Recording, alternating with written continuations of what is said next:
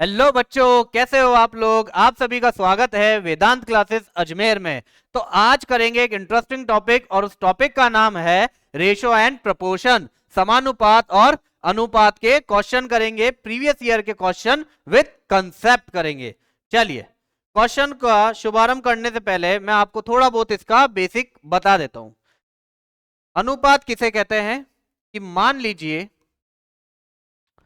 लीजिए कि मैंने क्या किया, मेरे पास 2,000 रुपए की राशि थी। किसमें बांटी थी मैंने? राशि गलत लिखा ना। हाँ, राशि थी। इस राशि को मुझे ए और बी में बांटना है। क्या करना है? बांटना है। ठीक। अब मान लो मैंने ए को दिए पैसे कितने, 1,000 रुपए, और बी को कितने दिए, 1,000 रुपए। तो मैंने दरअसल इन दोनों के बीच में किस अनुपात में बांटा? इन दोनों के बीच में कितने अनुपात में बांट दिया? 1:1 में। इसका मतलब आपने इनको भाग दिया, एक जीरो से एक जीरो को काटा, एक जीरो से फिर एक जीरो, फिर एक जीरो से एक जीरो, मतलब 1,000 से 1,000 को काटा तो कितना बचा? 1:1 बचा। अनुपात मतलब होता है, अनुपात मतलब भाग भी होता है। क्या होता है? भाग भी होता है। जैसे मैं कह दूं कि ए इक्वल टू 2,300 रुपए और बी इक्वल टू 5,000 रुपए, को अनुपात में क्या लिखोगे? को अनुपात बनाना है। क्या बनाना है? इसका रेशियो बनाना है। तो रेशियो कैसे बनेगा इसका? इसका बनेगा ए डिवाइड बाय बी से। दैट मीन्स आप करोगे 2,300 डिवाइड बाय 5,000। तो आप काटिए, 2 जीरो से 2 जीरो कैंसिल आउट कीजिए, तो कितना हो गया आपके पास? ए अनुपात बी जो होगा वो हो जाएगा 23:50 के बराबर। क्या ये बात समझ में आई आपके? कितना हो जाएगा? 23:50 हो जाएगा। अब थोड़ा सा और बेसिक के बारे में चलते हैं। देखिए, मान लीजिए मैं आपको देता हूं ए अनुपात बी का मान 5:7 है। ठीक है, कितना है? 5:7 है। और कुल राशि, कुल अमाउंट बोल लो, राशि बोलो, या कुल मूल्य बोल दो, कितना है? 1,200 रुपए है। कितना है? 1,200 रुपए है। और 1,200 रुपए को किस में बांटना है? मुझे ए और बी में बांटना है, 5:7 में बांटना है। तो आप इसे देखिए जरा, ए और बी की वैल्यू हम क्या मानेंगे? 5 ही मानेंगे और ये 7 ही मानेंगे। अब टुकड़े वाले कंसेप्ट पे चलते हैं। मुझे बताओ, इसके पास कितने टुकड़े हैं? 5 टुकड़े। इसके पास कितने टुकड़े हैं? 7 टुकड़े। टोटल कितने टुकड़े हो गए? 12 टुकड़े हुए कि नहीं हुए? हो गए 12 टुकड़े। और आपके पास कुल राशि कितनी है? 1,200। तो 1,200 को 12 टुकड़ों में अगर बांटा मैंने, 1,200 को 12 टुकड़ों में बांटा, तो एक टुकड़े का मूल्य कितना हो जाएगा? एक टुकड़े का मूल्य हो जाएगा 100। तो बी, ए के पास कितने? 5 टुकड़े। तो ए को कितने मिलेंगे? 500। बी के पास कितने टुकड़े हैं? 60 टुकड़े। तो बी को कितने मिलेंगे? 700। क्या ये बात समझ आई? ठीक है। चलिए थोड़ा सा और आगे बढ़ते हैं। एक और चीज देखते हैं कि मान लीजिए कि मैंने आपको दिया 8,000 रुपए की राशि जो है ए और बी में, ए और बी में बांटी गई। किस अनुपात में? 6:7 में। ठीक है। या फिर ऐसा मानो, एक्स रुपए की राशि थी, ए और बी में 6:7 में बांटी गई, बांटी गई। जिसमें से जिसमें से ए को 3,000 रुपए मिले। कितने मिले? 3,000 रुपए प्राप्त हुए। क्या इतनी बात समझ में आ गई? क्या हुए? 3,000 रुपए प्राप्त हुए ए को। और किस अनुपात में बांटा? 6:7 में। किसे? एक्स को। तो एक्स का मान ज्ञात करना है, एक्स का मान ज्ञात करना है आपको। तो कैसे करेंगे आप लोग? मुझे बताओ, ए अनुपात बी जो है वो कितना है सर? 6:7 है 6:7 हो गया। अब मुझे ये बताइए, यहां ए की वैल्यू कितनी है? 3,000 है। तो अगर यहां 6 किसके बराबर है? 3,000 रुपए के बराबर है, तो आपको बतानी है कुल राशि। एक्स राशि जो है कुल राशि होगी। तो देखिए जो जिसके बराबर होगा वो उसके नीचे जाएगा। आपने इसको काटते कितना आता आपके पास 500 आता। तो मैं ये कह सकता हूं कि या तो 500 से मुझे 7 को मल्टीप्लाई कर देता और 500 से इसे मल्टीप्लाई कर देता 6 को, तो मेरे पास 6 की ओरिजिनल वैल्यू 3000 और 7 से मल्टीप्लाई करता तो बी की ओरिजिनल वैल्यू कितनी हो जाती 3500 मिल जाती। बात समझ आई कि नहीं आई? ठीक है। या तो मैं ऐसा कह सकता था ये क्या हो जाती इनकी रूट वैल्यू हो जाती। क्या हो जाती? एक टुकड़े का मूल्य हो जाता कितना 500 रुपए। तो 6 टुकड़ों का मूल्य ऑलरेडी 3000 है, 7 टुकड़ों का मूल्य कितना हो जाता आपके पास 3500 रुपए। इसने क्या बोला है कुल। तो देखिए आपने बता दिया 6 टुकड़े अगर 3000 के बराबर है, एक टुकड़ा 5000 के, तो कुल कितना हो गया 6 और 7 टुकड़े मिलाकर कितने हो गए, कितने टुकड़े 13 टुकड़े। तो मल्टीप्लाई किससे करता 13 टुकड़ों का मूल्य कितना हो जाता मेरे पास 6500 हो जाता। कितना हो जाता 6500 हो जाता। और यहां भी देख लीजिए 3000 इसके पास है, 3500 इसके पास है, तो टोटल कितने हजार हो जाते 6500 रुपए हो जाते। क्या ये बात समझ गए आप लोग? ठीक है चलिए अब आगे बात करते हैं, क्वेश्चन से करेंगे धीरे धीरे और प्रीवियस ईयर के क्वेश्चन को बिल्कुल इजीली समझने की कोशिश करेंगे। ठीक चलिए देखिए क्वेश्चन क्या कहता है। क्वेश्चन ने कहा the ratio of expenditure to saving a women is 5:1 if her income and expenditure are increased by 10% and 20% respectively, then find the percentage change in her saving। ठीक यह आया था एसएससी सीजीएल के अंदर और क्वेश्चन हिंदी में क्या लिखा है, एक महिला ने व्यय और बचत का अनुपात कितना है 5:1 है। यदि उसकी आय और व्यय में 10 और 20% की वृद्धि हो जाए तो उसकी बचत में कितने प्रतिशत का परिवर्तन आएगा। देखिए इसको इजीली करेंगे जैसा क्वेश्चन कहता है वैसा। क्या बोल दिया उसने, किसका अनुपात है ये अनुपात है किसका, व्यय और बचत का, किसका एक्सपेंडिचर और सेविंग का। तो एक्सपेंडिचर और सेविंग का, एक्सपेंडिचर यानी खर्च या व्यय और सेविंग दैट मींस बचत, इनका अनुपात कितना दे दिया उसने, अनुपात दे दिया आपको 5:1, 5:1 दे दिया। तो मुझे ये बताइए अगर मैं 5 खर्च करता हूं 1 बचाता हूं तो कमाया कितना होगा मैंने, इनकम कितनी होगी, इनकम कितनी होगी 6। क्यों? क्योंकि 5 खर्च करा 1 बचाया तो इनकम कितनी हो गई 6 हो गई। थोड़ा सा इसे बड़ा लिख देते, इनकम कितनी हो गई आपके पास 6 हो गई। अब सुनिए, अब मैंने मान लिया कि मैं 500 कमाता था, 500 खर्च करता था और 100 रुपए बचाता था, तो मैं कमाता कितना था 600 रुपए। क्या बात समझ में आ गई? अनुपात में आपको इन्हीं के रिस्पेक्ट में मानना है। अगर कुछ भी मानना है तो मैं मान सकता था 5000, 1000 और 6000, मान सकता था 50 रुपए, 100, 10 रुपए और 60 रुपए। ठीक है बच्चों चलिए अब आगे उसने क्या बोला है, क्वेश्चन में कहा है उसने यदि उनकी आय और व्यय कितना बढ़ गया, आय बढ़ गई 10%, इनकम बढ़ गई 10%, इंक्रीज कर गई 10% बढ़ गई, तो मुझे बताओ 600 का 10% कितना होता है 60 होता है, यानी 110% कितना होगा इसका, कितना हो जाएगा ये 660 रुपए हो जाएंगे। अब इसकी इनकम कितनी हो गई 660 रुपए। ठीक है और व्यय कितना बढ़ा है, खर्चा बढ़ गया 20%। भाई खर्चा बढ़ गया 20%, कितना बढ़ गया 20%, दैट मीन्स 500 का 120% कितना होता है बच्चों, आप इसको काट लेते कितना आ जाता आपके पास 600 रुपए आ जाता। ये क्या है, अब ये हो गई इनकम आय और ये क्या हो गया व्यय।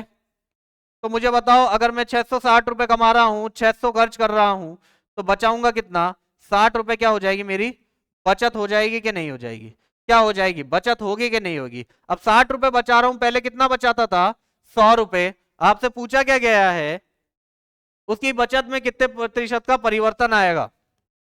भाई 100 थी 60 हो गई, कितना परिवर्तन आ गया 40 का, किस में से आया 100 में से, तो इसको परसेंटेज में कन्वर्ट करा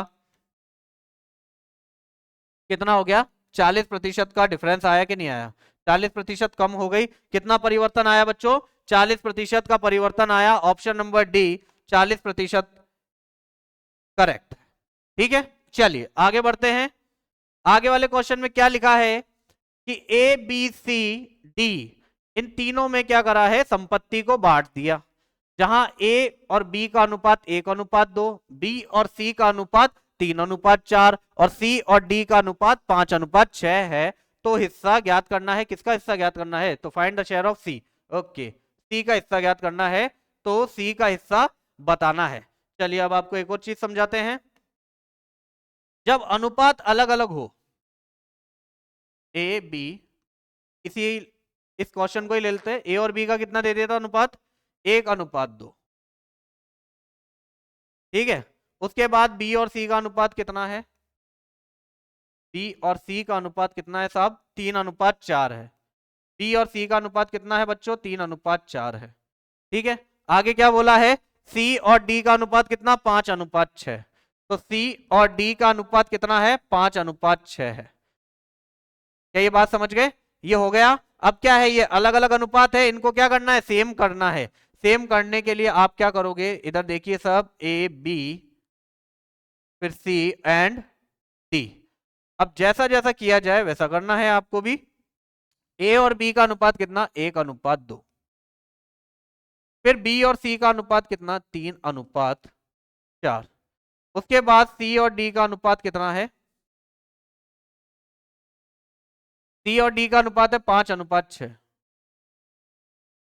बात समझ आ गई आपके, ठीक है। अब देखिए इसको क्या करना है, यहां जगह जो खाली है इन दोनों की, उधर क्या आएगा, ये 2 आएगा, ये इधर ही आएगा। यहां जगह खाली है तो यहां पर क्या आएगा, 4 आएगा। इस जगह खाली है तो ये आएगा 3 और यहां पर आएगा 5 और 5। अब आपको क्या करना है, स्ट्रेट मल्टीप्लाई करना है, सीधा गुणा करना है इनको, ठीक है बच्चों। तो देखिए 1 × 3, 3, 3 पंजे 15, तो आंसर कितना हो गया, ये 15 अनुपात। अब इसे मल्टीप्लाई करिए, कितना आएगा आपके पास, 30। इसे भी मल्टीप्लाई कर दीजिए, कितना आ जाएगा आपके पास, 40। इसे मल्टीप्लाई करके देखिए कितना आएगा आपके पास, 12 चौक 48, ठीक है। तो आपके पास टुकड़े कितने हो गए, ए को मिले 15, बी को 30, सी को 40 और डी को 48 टुकड़े। अब आपको क्या बताना है, संपत्ति है कितनी, 93,100, ठीक है। 93,100 की क्या है, संपत्ति है। इसके कितने टुकड़े करने हैं, इतने सारे टुकड़े करने हैं, तो इनको ऐड कर लो। तो आप इनको अगर ऐड करोगे तो क्या आंसर आएगा आपके पास, देखिए ऐड कर लीजिए, कितना हो गया, 40 और 40 दोनों मिलाकर हो गया 80, 80 और 30 हो गया आपके पास 110, 110 और ये हो गए 120, 120 3 33, 133 हो जाएगा शायद, एक बार करके देख लो। ये हो गया 70, ठीक है। और ये 48 और 15 ऐड कर लिया, 3 ये आ गया ऊपर, ठीक है। उसके बाद इनको जोड़ते आप लोग, कितना हो जाता, 8 12 13, सही है, 133 सही था। तो टोटल कितना आया, 133 आया। आपको कितने टुकड़े करने हैं, आपको 133 टुकड़े करने हैं। किसके करने हैं, 93,100 के। तो इसके टुकड़े कर लेते हैं हम, इतने टुकड़े। तो आपसे पूछा क्या गया है, लेकिन सी का हिस्सा, सर सी का टुकड़ा कितना है, 40 है। तो मल्टीप्लाई, एक टुकड़े का मूल्य निकल जाएगा इससे, तो 40 टुकड़ों का मूल्य कितना होगा, इतना होगा, ठीक है। आप इसे काटिए, किससे कटेगा, ये 7 से कट जाएगा शायद, 7 या हाँ ठीक है 7 से कट जाएगा। इसको काटो 7 से, 0 7 चौक 28, तो कितना आएगा आपके पास, 28,000 रुपए। किसको मिलने चाहिए, सी को मिलने चाहिए। ऑप्शन नंबर बी, 28,000 रुपए, राइट ऑप्शन बी। समझ गए बच्चों। देखिए क्या करा है, सबसे पहले मुझे अनुपात को सेम बनाना था। तो अनुपात को सेम ऐसे बनाया जाता है, अनुपातों को सेम इस तरीके से बनाया जाता है। एक बार अनुपात सेम हो गए, उसने बोला है इतनी टोटल राशि को उसको डिवाइड करना है बच्चों में, तो भाई बांटेगा भी ना। तो कितने टुकड़े करेगा, 133 टुकड़े करेगा। 133 टुकड़े करेगा तो एक टुकड़े का मूल्य कितना आएगा, 700 आएगा। एक टुकड़े का मूल्य 700 आया तो 40 टुकड़े, क्यों 40, क्योंकि हमसे क्या पूछा है उसने, सी का पूछा है, सी को मिलते हैं 40। तो मल्टीप्लाई 40, कितना आंसर आया, 28,000 आ गया। अगर आपसे पूछ लिया जाता है ए का मान बताओ, तो ए की वैल्यू कितनी, 15, तो वहां मल्टीप्लाई कर देता मैं 15। चलिए आगे करते हैं। क्वेश्चन दे दिया आगे कि यदि दो संख्या का अनुपात 5:7 है, यदि प्रत्येक में 6 जोड़ दिया जाए तो अनुपात कितना हो जाता है, 3:4 हो जाता है। ठीक है बच्चों, चलिए इस क्वेश्चन को करते हैं।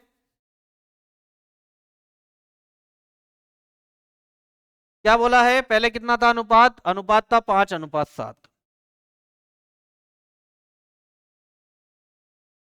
क्या करा जाए, अगर इसमें 6 जोड़ दिया जाए, दोनों में बोथ साइड 6 जोड़ दिया जाए तो कितना हो जाता है, 3:4 हो जाता है। क्या इस बात को समझ गए, कितना हो जाता है, 3:4 हो जाता है। पहले इसको पूरा बेसिक से करेंगे, ठीक है, बेसिक से कैसे करेंगे, बिल्कुल ठीक है। देखो बेसिक क्या कहता है इसका, बेसिक क्या देगा कि भाई 5x अपॉन 7x, उन दोनों में 6 और 6 जोड़ दिया तो क्या बना, 3:4 बन गया। ठीक है बच्चों, कितना बन गया, 3:4। क्रॉस मल्टीप्लाई करता तो कितना हो जाता है, ये हो जाता है आपके पास 20x, ये कितना हो गया, ये 24 इक्वल टू 7×21x, और ये कितना हो गया, 18। ठीक है, अब आप क्या करते, कैलकुलेशन करते तो ये वहां जाता तो माइनस का हो जाता, इसे यहां ले आता, 18 माइनस 24 हो जाता, तो कितना होता, आंसर आता आपके पास 6। एक्स की वैल्यू कितनी, 6 आती। तो आपसे पूछा गया था कि संख्याएं ज्ञात करो, संख्या कितनी थी, 5x और 7x, तो 6 का मान इसमें रखता, 6×5 = 30, और ये 7×6 = 42। तो राइट आंसर क्या हो जाता आपके पास, राइट ऑप्शन हो जाता ऑप्शन नंबर ए, 30 और 42 हो जाता। लेकिन अब इसे करोगे इस तरीके से टाइम लगेगा। मुझे एक बात बताओ, संख्याओं के बीच का अंतर कितना है, उन संख्याओं को मैं उतना कितना भी बढ़ा दूं, अंतर तो वही रहेगा। मान लो मैं और मेरे भाई के बीच में 2 साल का डिफरेंस है, अगर हम दोनों की आयु 10 साल बाद नापी जाए तो भी 2 साल का ही अंतर आएगा ना। उसी तरीके से अगर मैंने दोनों में 6 और 6 जोड़ दिया तो डिफरेंस तो वही होना चाहिए था। मान लो 15 और 17 कोई संख्या थी, कितना अंतर है, 2 का, दोनों में 10-10 जोड़ लो, कितनी हो जाएगी, 25, और कितनी हो गई, 27, फिर भी 2 का ही अंतर आ रहा है। डिफरेंस सेम आ रहा है कि नहीं आ रहा, समझ में आया चीज, डिफरेंस क्या हो रहा है, सेम हो रहा है। तो इधर देखिए आप सभी, यहां पर डिफरेंस कितने का, 1 का, यहां डिफरेंस कितने का, 2 का। ठीक है, ये गलत हो गया ना, इसे मल्टीप्लाई कर दिया 2 से ताकि डिफरेंस दोनों का सेम हो जाए, तो ये मल्टीप्लाई होता कितना हो जाता, ये भी 6 हो जाता, और ये 2 इससे मल्टीप्लाई होता तो 8 हो जाता। बात समझ गए कि नहीं समझे, देखिए इसका डिफरेंस कितना, 2, इसका डिफरेंस कितना, 1। बात गलत हो गई, दोनों का डिफरेंस सेम आना चाहिए था, क्योंकि कंसेप्ट तो यही कहता है। तो हमने क्या करा, इसे 2 से मल्टीप्लाई कर दिया तो 6 और 8, अब आ रहा है डिफरेंस 2 का। बिल्कुल सही है, ये भी सही है, ये भी सही है। अब मुझे बताओ कितना बढ़ा दिया यहां पर तुमने, 5 से 6 हो गई, कितना बढ़ाने पर, 1 बढ़ाने पर, लेकिन तुमने बढ़ाया कितना मान है, 6 बढ़ाया, तुमने कितना बढ़ाया, 6। इसका मतलब 1 बराबर है 6 के, तो 5 कितना हो जाएगी, 5 की वैल्यू क्या होती, 6/1 मल्टीप्लाई 5 कितना हो जाता, 30। ठीक है, उसी तरीके से 6/1 7 कितना हो जाता, 42। क्या बात समझ में आ गई, देखो मुझे बताओ 5 से 6 हो गया, एक टुकड़ा ही तो बढ़ाया तुमने, एक टुकड़े की वैल्यू 6 आ गई, 6 की वजह से ही तो ये कितना बढ़ा, एक टुकड़ा बढ़ा है। एक टुकड़े की वैल्यू 6 हो गई तो 5 टुकड़ों की वैल्यू 30, और 7 टुकड़ों की वैल्यू 42 हो गई। बात समझ में आई, चलिए आगे बढ़ते हैं। आगे क्वेश्चन में क्या बोला है, एक त्रिभुज की भुजाएं दे दी, कितनी दे दी, 1/3, 1/5 और 1/6 के अनुपात में। यदि परिधि 147 सेंटीमीटर है तो छोटी भुजा की लंबाई ज्ञात करनी है। ठीक है, त्रिभुज ये होता है, इसकी परिधि मतलब क्या, इन तीनों का योग, इन तीनों की साइड या भुजा का योग। अब क्या बोला उसने, किस अनुपात में है, इस अनुपात में है। अब आपको मैं एक चीज बता देता हूं पहले ही, कभी भी रेशो इस अनुपात में हो, ऐसे अनुपातों में आता है तो हम उसे अनुपात में नहीं रखते कभी, मतलब ऐसे बटे में नहीं रखा जाता, फ्रैक्शन में नहीं रखते। हम क्या करेंगे, इसका एलसीएम लेंगे, 2 3 4 का एलसीएम कितना, 12, 2 को इससे डिवाइड करा 6, 3 को इससे डिवाइड करा 4, 4 को इससे डिवाइड करा 3, तो अब अनुपात कितना होगा, 6:4:3। इस बात का ध्यान रखना। अब इधर आइए, अनुपात कितना दे दिया यहां पर, 1/3, 1/5 और 1/6। क्या बात समझ गए? अनुपात इतना दे दिया ना उसने, अगर इसने इतने में अनुपात दे दिया तो आप क्या करोगे, एलसीएम लोगे। तो कितना हो गया, 5 6 और इसका एलसीएम कितना आ जाएगा, 30 आ जाएगा। 30 आ गया। 30 से 3 को डिवाइड करो 10, अनुपात 5 को डिवाइड करो कितना आ जाएगा 6, अनुपात 6 को डिवाइड करो कितना आ गया 5। तो अब मुझे बताओ त्रिभुज की तीनों भुजाओं का अनुपात कितना हो गया आपके पास, 10 अनुपात 6 अनुपात 5। हुआ कि नहीं हुआ? बात समझ गए बच्चों? कितना हो गया, 10 अनुपात 6 अनुपात 5 हो गया। इज दैट क्लियर हो गया? अब चलिए आगे बढ़ते हैं। क्वेश्चन में क्या बोला है, उसकी परिधि का योग कितना है, उसकी परिधि का योग है 147, इसका मान इसने बोला है 147। हम जोड़ के देख लेते हैं भाई कितना होता है। हमने जोड़ा तो पता चला सर 21 है यहाँ। तो देखो 10 + 6 16, 16 और 5 21। 21 का मान किसके बराबर है, 147 के। यानी 147 के कितने टुकड़े करने थे, 21 टुकड़े। छोटी भुजा कौन सी हो गई, जिसके पास 5 टुकड़े हैं। एक टुकड़े की वैल्यू यहां से आएगी तो 5 टुकड़ों की वैल्यू, तो आप इसको काटते कितना, 7 7 पंजे 35। आंसर कितना हो जाता बच्चों, 35 आ जाता। तो राइट ऑप्शन नंबर डी 35। बात समझ गए? चलिए आगे बढ़ते हैं, एक और क्वेश्चन करते हैं। क्वेश्चन क्या दे दिया, रोहन ने क्या करा, अंग्रेजी में कितने प्राप्त करे, अंग्रेजी में विज्ञान की तुलना में दुगने अंक प्राप्त कर लिए। ठीक है, अंग्रेजी विज्ञान और गणित में उसके कुल अंक कितने हैं, 126 है। यदि अंग्रेजी और गणित में उनके अंकों का अनुपात है 2:3, तो बताना है कि अंग्रेजी में उसके अंक कितने हैं। Rohan score twice as many marks in English and he did in science. Okay, his total marks in English, science and mathematics are 126. If the ratio of his marks in English and mathematics is 2:3, his marks in English are, आपको बताना है। ये question SSC CGL का है, जैसा question कहेगा वैसा हम करेंगे। मैथ्स करने का सबसे इजी तरीका, जैसा बोले वैसा करो, आंसर स्वयं आपके पास चल कर आएगा। अंग्रेजी में विज्ञान की तुलना में दुगना, आ जाओ पुत्रों। अंग्रेजी में विज्ञान की तुलना में दुगना। अगर विज्ञान में 1 नंबर लाता तो अंग्रेजी में 2 नंबर लाता। क्या ये बात समझ आ गई, या थोड़ा बड़ा लिखूं? देखो ये हो गया 1, ये हो गया 2। ठीक है, चलिए अब क्या बोला है उसने, अंग्रेजी में विज्ञान की तुलना में दुगने ले आया ना, विज्ञान की तुलना में दुगने ले आया। फिर क्या बोलता है, अंग्रेजी विज्ञान और गणित में टोटल अंक कितने हैं। तो साहब ऐसा कहना चाह रहा है ये तो कि इंग्लिश प्लस साइंस और प्लस मैथ्स, इसमें टोटल अंक कितने हैं इसके, 126 है। 126। अगर अंग्रेजी और गणित में उसके अंकों का अनुपात कितना, 2:3। इंग्लिश और मैथ्स में उसका अनुपात कितना है, 2:3 है। क्या ये बात भी समझ में आ गई आपको, 2:3 है। अब कोई गलत, ठीक है बिल्कुल सही हुआ ये। अब मुझे बताइए यहाँ दोनों में से कॉमन क्या है, क्योंकि पहले तो हमको क्या करना है, दोनों अनुपातों को मिलाना है। दोनों अनुपातों को मिलाने के लिए क्या करेंगे, पहले इंग्लिश लिख देंगे बीच में। इंग्लिश के पास में कौन सा सब्जेक्ट ले लिया, मैं चाहूं तो मैथ्स ले लेते हैं, चलो। फिर ले लेंगे हम लोग साइंस। बात आई समझ में आपको? अब देखिए मैथ्स और साइंस का रेशियो कितना है, मैथ्स का है 3, साइंस का इंग्लिश का कितना 2। अब आ जाओ साइंस और इंग्लिश पर, इंग्लिश का कितना है 2, एक नीचे। फिर कितना है साइंस का 1, इसको फिल कर देगा 2, इसको भर देगा 2। आप क्या करेंगे, स्ट्रेट मल्टीप्लाई कर लीजिए, कितना हो गया 3 दूनी 6, कितना हो गया 4 और ये कितना हुआ 2। अगर ये आपस में कटे तो काट लीजिए, ये कट रहा है 2 से, तो क्या रेशो बनेगा, 3:2:1। क्या ये बात समझ में आ गई, कितना बनेगा 3:2:1। मैं आपको यहां लिख देता हूं क्या रेशो आएगा, मैथ्स इंग्लिश और साइंस का 6:4:2 आ रहा था, इसकी जगह कट के ये क्या हो जाएगा 3:2:1 हो जाएगा। Is that clear? अब मुझे बताइए इन तीनों को अगर मैं जोड़ देता, ये टुकड़े हो गए, कितने कितने टुकड़े, मैथ्स के पास 3 टुकड़े, इंग्लिश के पास 2 और साइंस के पास 1, टोटल कितने टुकड़े हो चुके बच्चों, 6 टुकड़े हो गए। और आपको इसके 6 टुकड़े करने हैं, किसके, 126 के।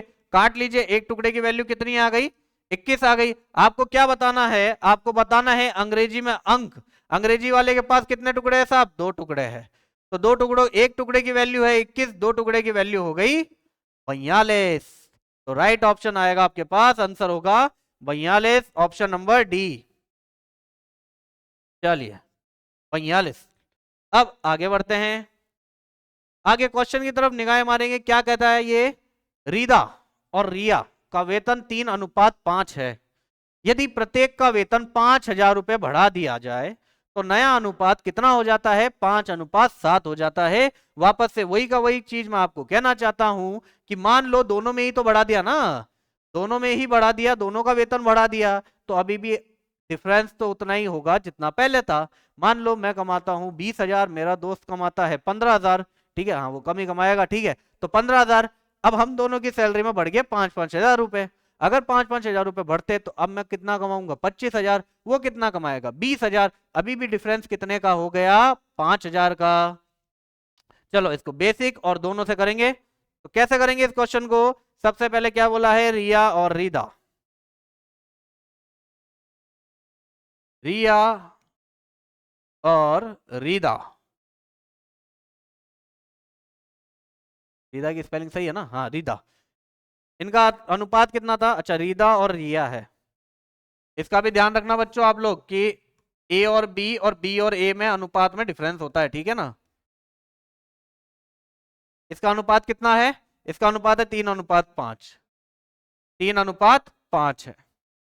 अब क्या बोल रहा है, सब में 5,000 रुपए बढ़ा दिए। अब इसको करते हैं पहले बेसिक से, बेसिक से करेंगे, कैसे करेंगे देखियो। मान लिया 3x थी रीदा की, रिया की है 5x, दोनों में कितना कितना जोड़ दिया, 5,000 रुपए बढ़ा दिए। बढ़ा दो भाई 5,000 रुपए, बढ़ा दिए 5,000 रुपए, जिसकी वजह से अब वेतन अनुपात कितना हो गया, 5:7 हो गया, 5:7 हो गया। क्या बात क्लियर हो गई, कितना हो गया, 5:7 हो गया।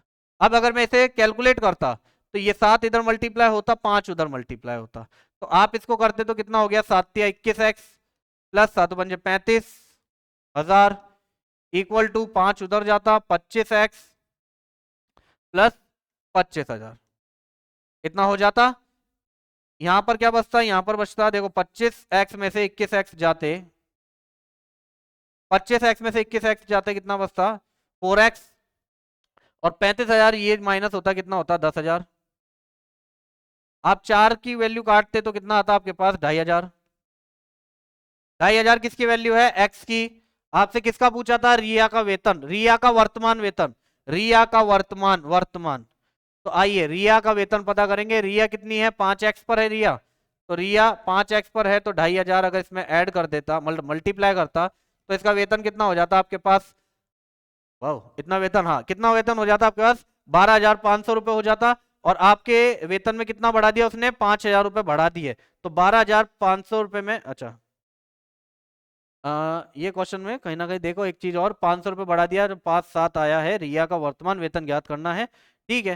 तो आपने इसको कैलकुलेट करा, 10,000, 2,500 आया, 2,500 को इससे मल्टीप्लाई कर ले 125, हाँ तो 12,500 आ गया। क्या हुआ, 5,000 बढ़ा दिया, किसका वेतन बढ़ाया, रिया का वर्तमान वेतन बताना है। तो रिया का वेतन अगर 5,000 रुपए बढ़ा देता तो मेरे पास कितना आते, इतना आता, 17,500 आता, ठीक है, 17,500 आता कि नहीं आता, ये 7,500 नहीं, ये 17,500 है, ठीक है। तो कितना होता, 17,500 आता। अब हम करेंगे इसको अपने वाले तरीके से, देखते हैं कहीं मिस्टेक हो तो पता चल जाएगा।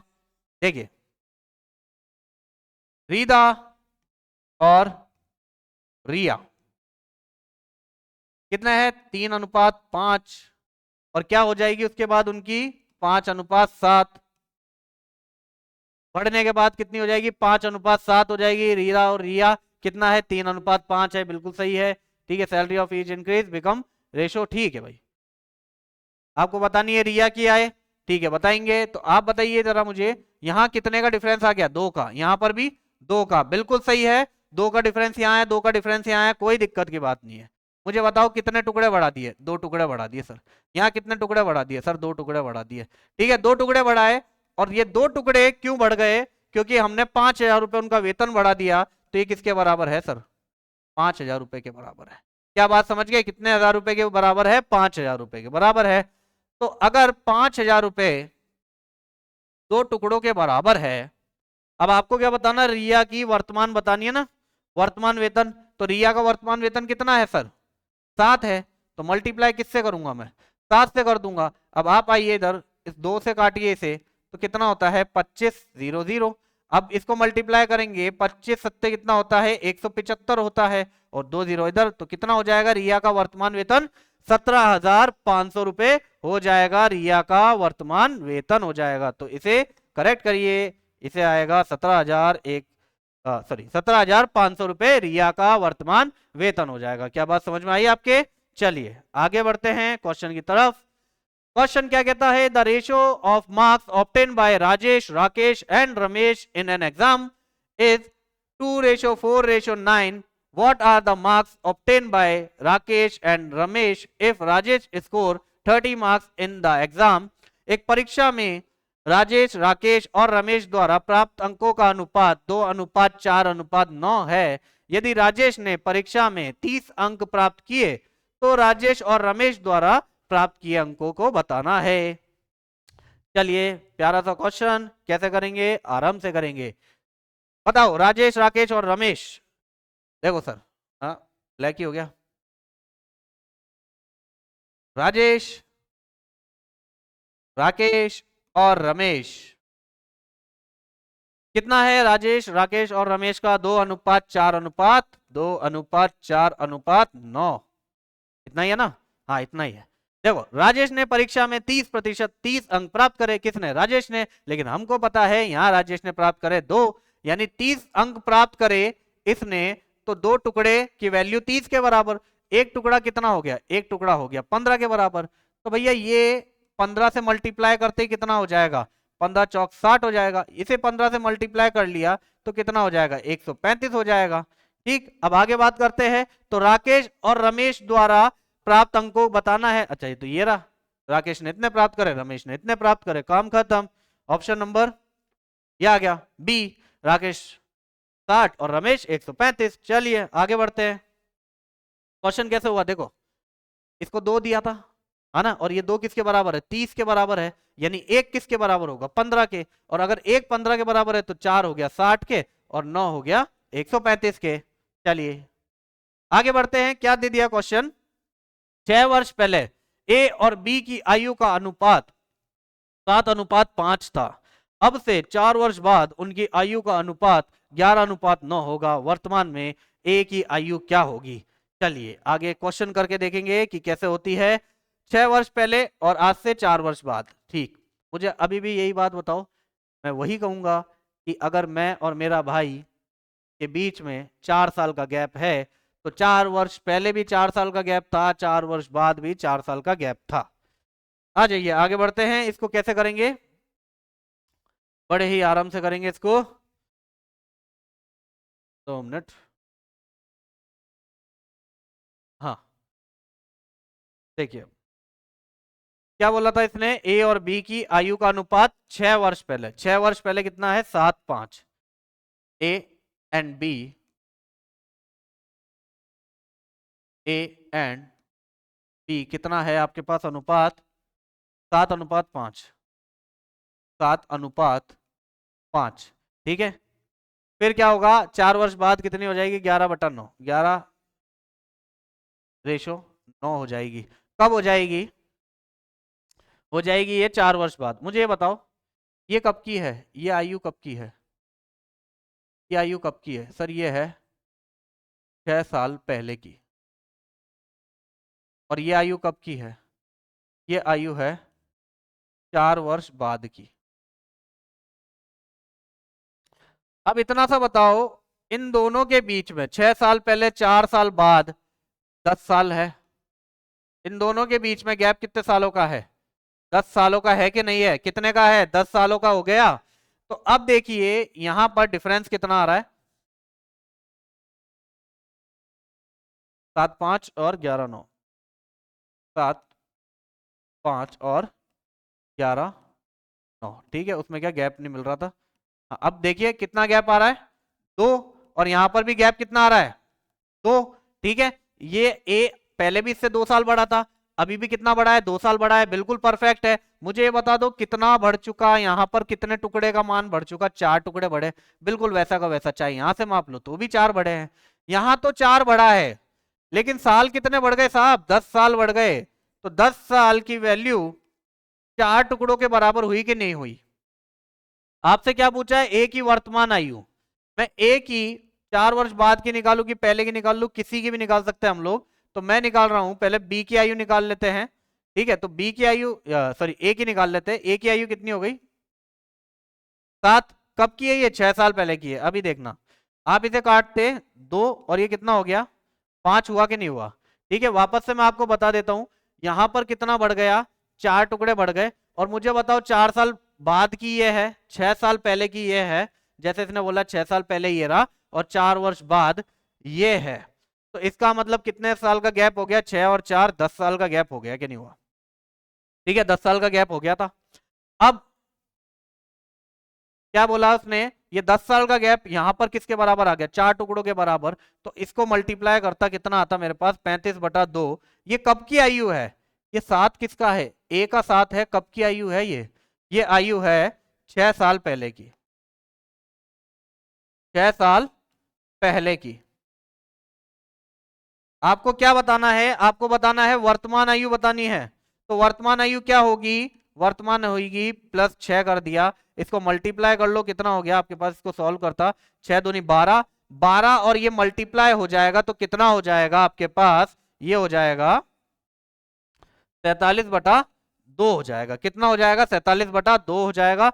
तो इसका आंसर कितना आएगा, इसका आंसर आएगा 2 3 1/2 साल।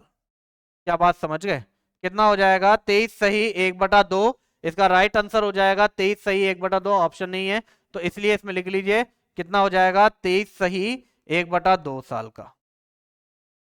क्या बात समझ गए सभी? ठीक है, देखिए अगर इसे बेसिक से करना चाहें तो ये आपके लिए घर का काम है, आपको घर के लिए दिया जाता है, इसको कर लीजिएगा। देखो 7x ये मानी पहले की, 5x मानी पहले की, 6 वर्ष पहले की, तो वर्तमान कितनी हो गई, ये वर्तमान, फिर 4 वर्ष आगे की का अनुपात कितना, 11/9, यहां से जो x की वैल्यू आएगी उसमें आप 6 साल जोड़कर प्रेजेंट एज बता दोगे, क्या हो जाएगी, वर्तमान निकल जाएगी, और बिल्कुल यही आंसर आपका आ जाएगा। ठीक है बच्चों, चलिए आगे बढ़ते हैं। क्वेश्चन क्या कहता है, क्वेश्चन कहता है 25 पैसे, 50 पैसे और 1 रुपए के सिक्के, तो ये 2 रुपए का है, यहां पर 1 रुपए में कुछ नहीं आता, 2 रुपए, ठीक है, और ये 2 यहां से काट लीजिए, कितना हो जाएगा, 25 पैसे, 50 पैसे और 2 रुपए के सिक्कों की संख्या, अच्छा और 5 रुपए भी है, और 5 रुपए की सिक्कों की संख्या का अनुपात कितना है, 5 4 3 2 1, इसका मतलब ये कितना है, ये 1/4 रुपए, ये 1/2 रुपए का, और ये 2 रुपए का, और ये 5 रुपए के सिक्कों क्या आ गया। ठीक है, सिक्कों की कुल संख्या कितनी है, सिक्कों की कुल राशि, राशि कितनी है, 285 रुपए है, 25 पैसे और 5 पैसे, 25 पैसे और 5 रुपए की, रुपए के सिक्कों के बीच की संख्या बतानी है, उनका डिफरेंस बताना है।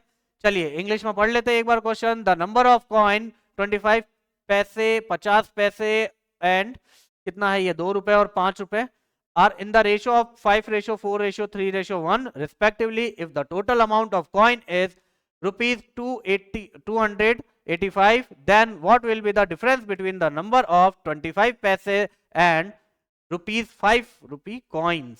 ओके, तो देखिए इस क्वेश्चन को कैसे करेंगे, सबसे पहले मुझे इतना जवाब दीजिए कि मान लीजिए मेरे पास 5 रुपए है, कितने हैं, 5 रुपए है, 5 रुपए के 100 सिक्के, इसका मतलब मुझे कितने रुपए है मेरे पास, 500 रुपए है। क्या बात समझ गए, कितने रुपए है, 500 रुपए है। अब बताइए आठने को क्या लिख सकते हैं, आठना मतलब 50 पैसे, 50 पैसे को क्या लिख सकते हैं, 1/2। मान लीजिए 50 पैसों के 100 सिक्के हैं, तो मेरे पास कितने रुपए होंगे, 50 रुपए होंगे कि नहीं होंगे, कितने हो जाएंगे, 50 रुपए हो जाएंगे। अब इसे मानिए 1/4 यानी 4 आने, 25 पैसे,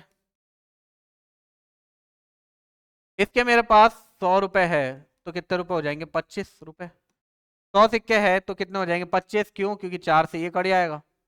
बात समझ गए कि नहीं समझे? बात समझ गए कि जब भी सिक्कों का प्राइस जो मूल्य है उसे मल्टीप्लाई कर दिया जाए संख्याओं से तो क्या आएगा? कुल राशि आ जाएगी। क्या आ जाएगा? कुल राशि आ जाएगी। क्या ये बात समझ गए आप लोग? चलिए अब आगे बढ़ते हैं। इस क्वेश्चन को करने के लिए आपको यहां ध्यान लगाना पड़ेगा। देखिए कितना कितना बोला है उसने? 25, 50, 2 और 5। 25, 50, 2 और 5। ये सब क्या है? ये रुपए है। ठीक है। कितनी कितनी संख्या है उनकी? 5, 4, 3, 1। कितनी है? 5, 4, 3 और 1 है।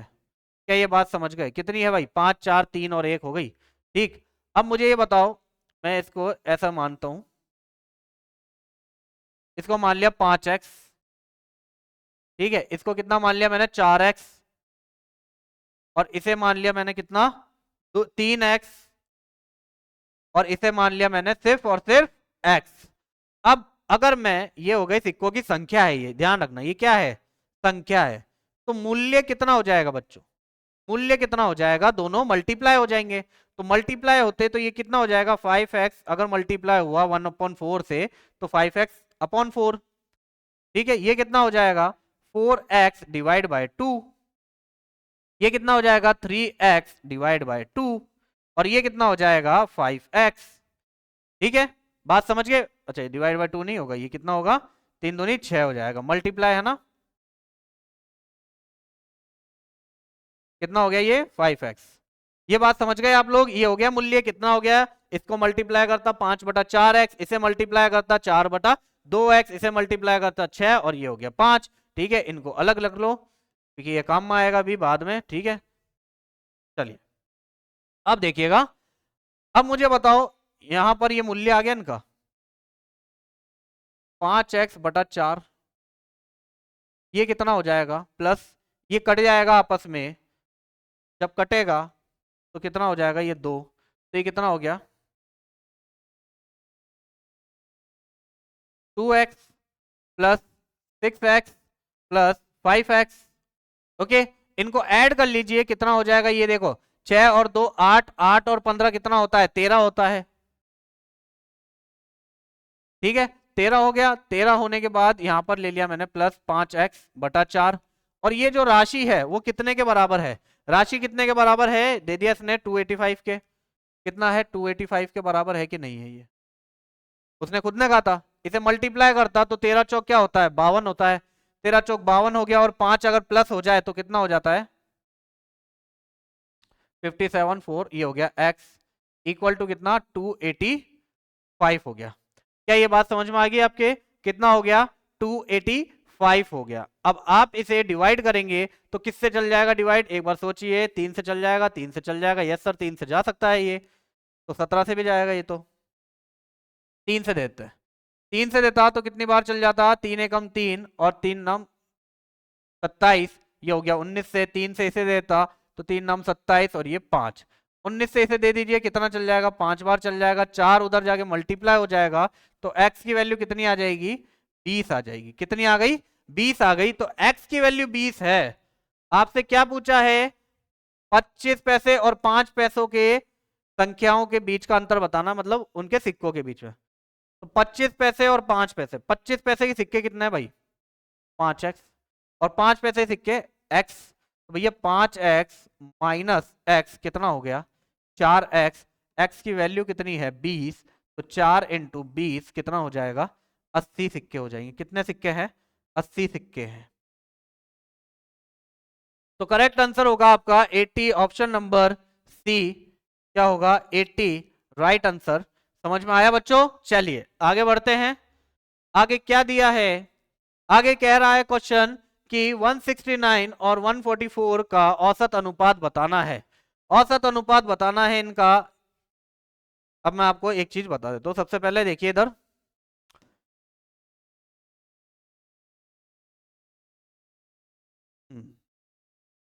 दो फैक्टर में चलेंगे हम लोग। रेशो में दो फैक्टर पे चलेंगे। एक होता है, अब आएगा रेशो एंड प्रपोर्शन, अब समझ में, ठीक है। देखिए बी,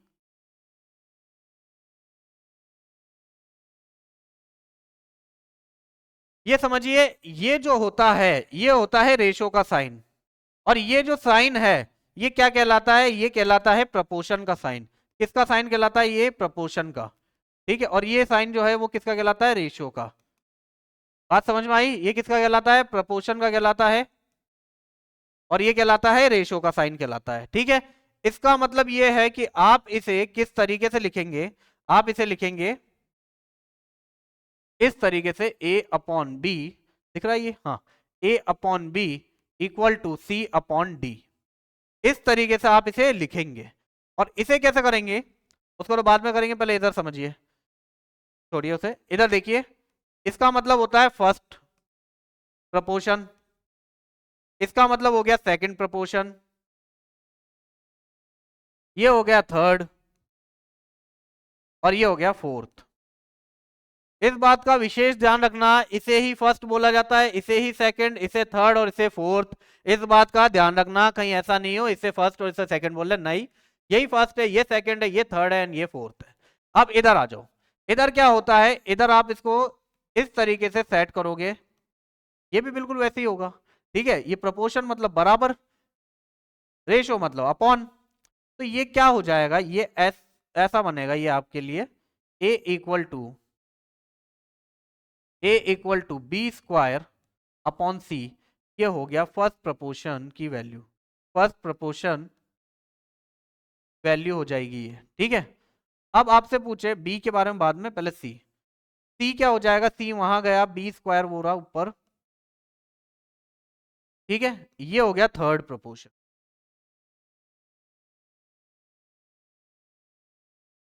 ठीक है बच्चों। अब आए हम b पर, तो b इक्वल टू हो जाएगा अंडर रूट ए सी।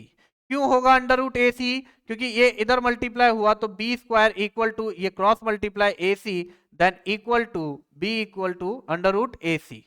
समझ में आया। तो ये b जो होता है, या तो इसे सेकंड प्रपोर्शन बोलो, या इसे मीन प्रपोर्शन बोलो, या इसे एवरेज प्रपोर्शन बोलो, सब के सब एक ही नाम होते हैं। तो आपको समझ में आया। अब मीन प्रपोर्शन, एवरेज प्रपोर्शन या औसत अनुपात किसे बोला जाता है, ये दोनों के दोनों अलग अलग फॉर्मेट है। इसमें 4 मान दिए होते हैं, 3 मान देकर 1 की वैल्यू पूछेगा, यहां पर 3 मान होते हैं, 2 की वैल्यू देकर 1 की वैल्यू पूछेगा। चलिए आगे बढ़ते हैं, अब क्वेश्चन करते हैं। क्या बोला है, 169 और 144 का क्या निकालना है तुम्हें, मीन प्रपोर्शन निकालना है। ये आ गया मीन प्रपोर्शन, औसत अनुपात। औसत अनुपात का फॉर्मूला अभी अभी बताया था मैंने आपको, P equal to under root A C. तो भैया क्या करना है, इनको सिर्फ अंडर रूट में लेना है। अंडर रूट कितना हो गया, 169 मल्टीप्लाई 144। तो मुझे बताइए 169 किसका रूट होता है, स्क्वायर होता है 13 का, और ये 144 ये किसका स्क्वायर है, 12 का। तो b की वैल्यू कितनी होगी, 13 इंटू 12 कर लीजिए, यानी 144 के अंदर आप जोड़ लीजिए 12 और, तो आंसर आएगा आपका 156। तो b की वैल्यू आ जाएगी 156 आ जाएगी, राइट ऑप्शन आंसर ये होगा। समझ में आई चीज आपको। चलिए आगे बढ़ते हैं, आगे देखिए आगे क्या दे दिया इसने, 1.6 और 3.6 के मध्य अनुपात तथा 5 और 8 के तृतीय अनुपात का अनुपात बताना है। यानी ये दोनों अलग चीज है और ये दोनों अलग सेगमेंट है। चलिए इनका तो क्या बताना है, मध्य अनुपात, और इनका मध्य अनुपात हम लोग कैसे निकालते हैं, देखिएगा। इनका मध्य अनुपात निकलेगा P equal to under root A C, याद है आपको। तो ये देखिए, ये हो गया A, ये हो गया C। तो अंडर रूट कितना, 1.6 मल्टीप्लाई कितना, 3.6, ठीक है। तो इसे मैं सॉल्व करता तो इसको इस तरीके से भी लिख सकता था, कितना लिख लेते हम लोग, 16/10 मल्टीप्लाई 36/10, ठीक है। अब ये कितना हो गया, 100, ये रूट के बाहर जाता तो एक 10 ही बचता केवल। 16 अगर रूट के बाहर जाएगा 4 बचेगा, 36 अगर रूट के बाहर जाएगा 6 बचेगा, कितना आएगा, 24/10 आएगा, ठीक है। अब आइए आगे बढ़ते हैं, क्या बोला है, 5 और 8 का तृतीय अनुपात बताना है, तो ये अलग सेगमेंट हो गया। 5 और 8 का क्या बताना है, तृतीय अनुपात बताना है, थर्ड प्रोपोर्शन। इसका मतलब ये इस तरीके से पूछ रहा है आपसे, थर्ड प्रोपोर्शन। और थर्ड प्रोपोर्शन का मान क्या होता है, बी स्क्वायर अपॉन ए होता है। और यहां पर बी स्क्वायर यानी बी की वैल्यू थर्ड पूछा है, तो ये होगी बी की वैल्यू, ये हो गई ए की वैल्यू। तो कितना होगा 64, 64 क्यों, क्योंकि 8 का स्क्वायर अपॉन ए। तो कितना हो गया, ये होता आपके पास 64/5 होता। ठीक है, अब इन दोनों के बीच अनुपात पता करना है आपको, अनुपात। तो इन दोनों के बीच का अनुपात क्या होगा, यही हमारा आंसर होगा। ठीक है, 24/10 अनुपात 64/5। आप इसे काट लीजिए, 5 एवं 5, 5 दूनी 10, और इसको काट लेना, कितने कटेगा, ये 8 से कट जाएगा, 8 तिया 24, 8 8 64, ये उधर जाके मल्टीप्लाई हो जाएगा, तो 3, 8 दूनी 16, तो कितना आएगा, 3/16 आ जाएगा बच्चों। आंसर राइट ऑप्शन क्या है इसका, 3/16, option number C is correct, 3/16। ठीक है बच्चों, चलिए आगे बढ़ते हैं, क्वेश्चन देखते हैं। क्वेश्चन में क्या लिखा है, what is the ratio of the fourth proportion of 2, 5 and 6, the fourth proportion of 6, 8, 9।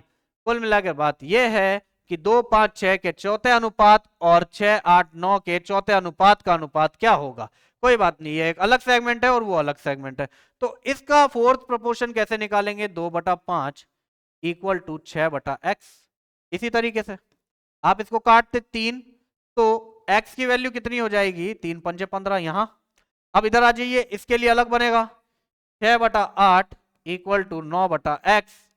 अब देखिए इसे काटते आप लोग 2 से, तो कितना हो गया, 3/4। 3 को इसे काटते 3 से, ये जाता तो x की वैल्यू यहां कितनी हो जाती, 12। इन दोनों के बीच का अनुपात कितना हुआ सर, 15/12, जिसको आप काट लेते तो कितना होता, 3 कितना हो जाता, 5/4 हो जाता। कितना हो जाता, 5/4 होता।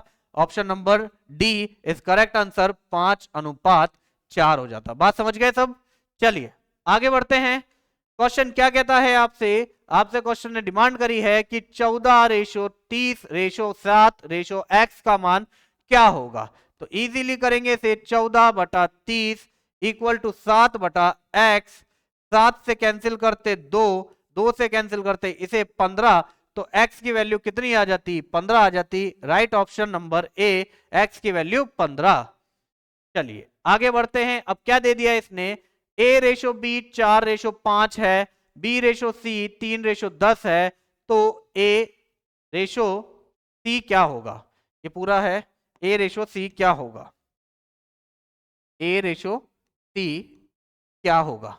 चलिए थोड़ा सा कुछ नया ट्राई करके देखते हैं। चलिए क्या होता है, a/b कितना दे दिया आपको, 4/5। ठीक है, वैसे वाला ठीक है।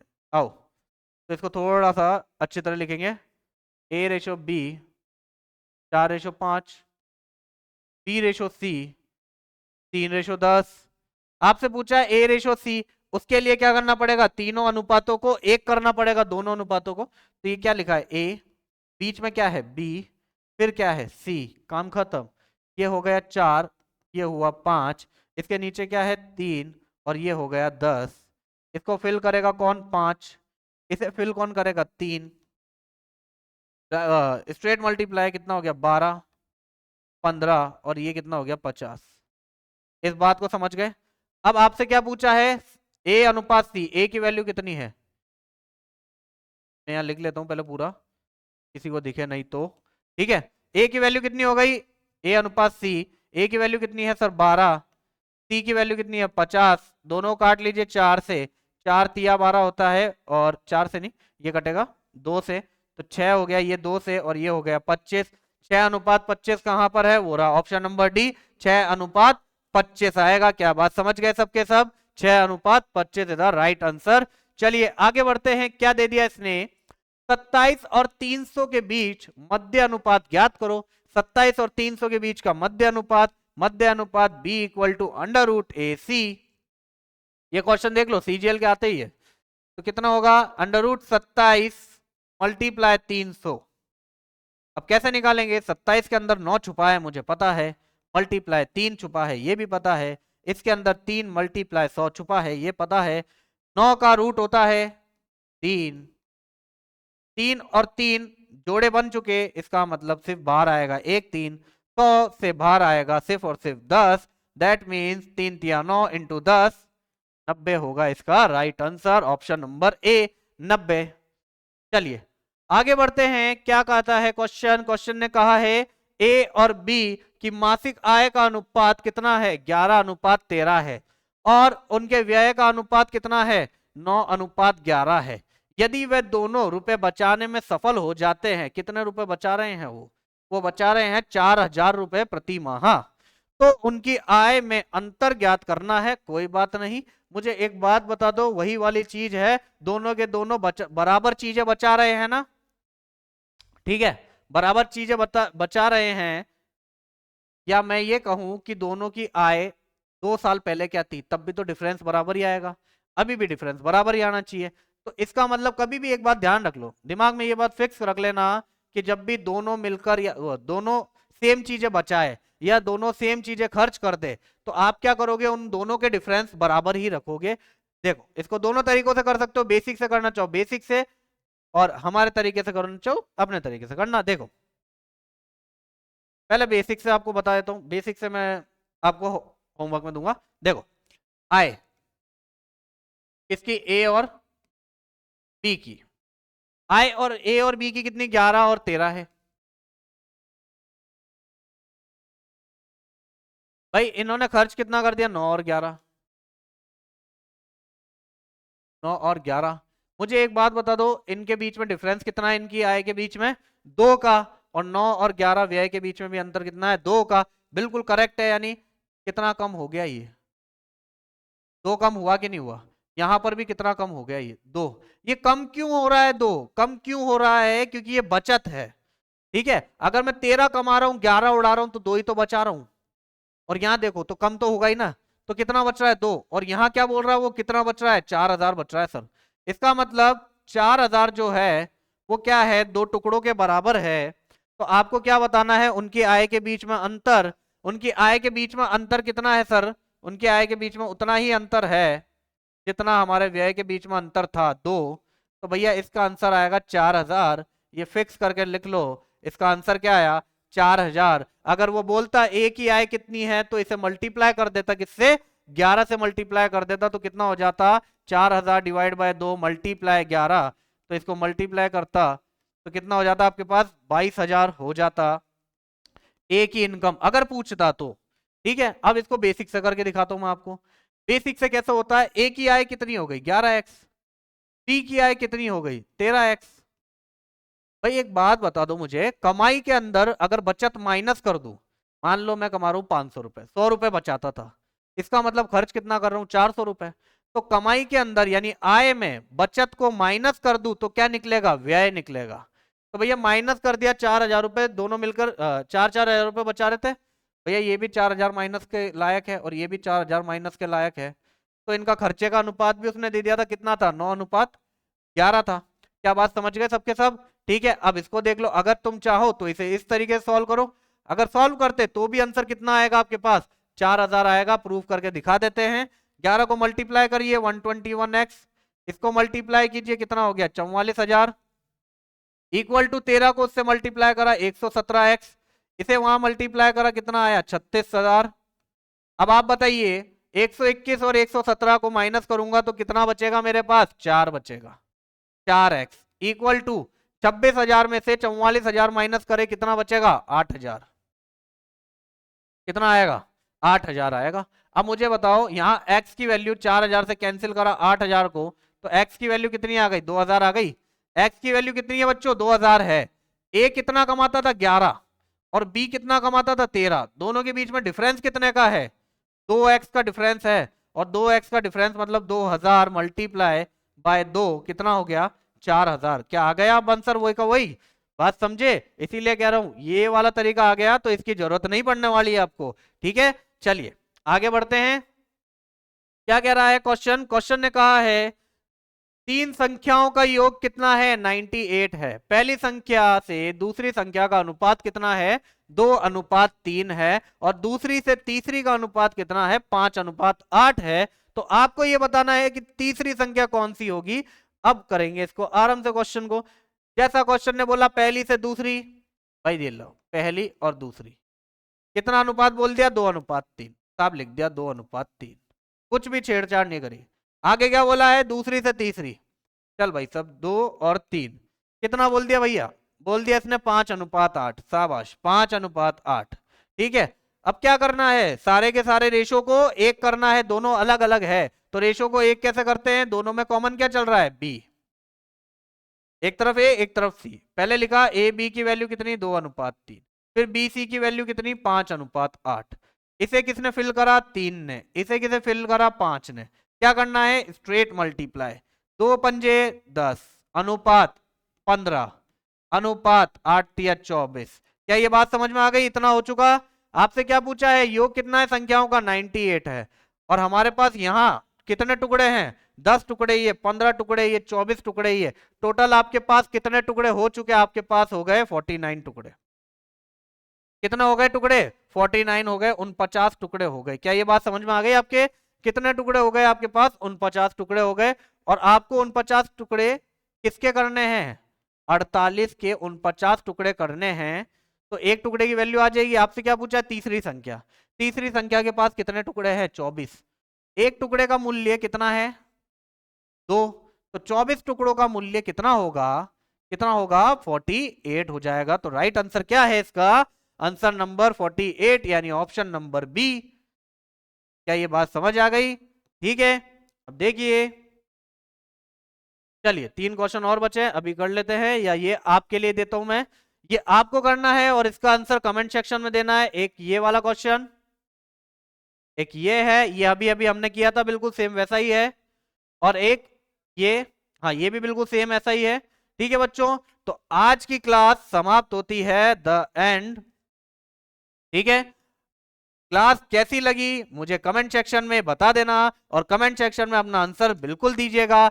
और आपको क्लास अगर पसंद आती है तो इसे लाइक कीजिए, शेयर कीजिए और सब्सक्राइब कीजिए हमारा चैनल। और साथ ही प्ले स्टोर पे जाइए, वहां पर वेदांत क्लासेस का ऐप है जिसे डाउनलोड करिए, ताकि आपको और अच्छी तरह आपके सिलेक्शन के पास तक हम ले जा सके। ठीक है बच्चों, चलते हैं। जय हिंद, जय भारत।